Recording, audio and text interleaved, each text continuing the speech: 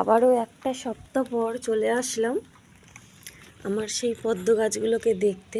এই দেখো কি সুন্দর ফুলগুলো হয়েছে, এই দেখো পদ্মগুলো একদম দারুণভাবে ফুটে গেছে।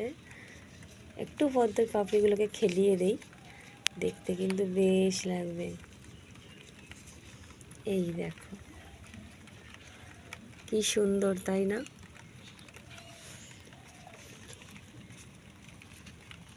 কি সুন্দর। আর এই পদ্মটা সবার আগে হয়েছিল, এই পদ্মটা শুকিয়ে গেছে।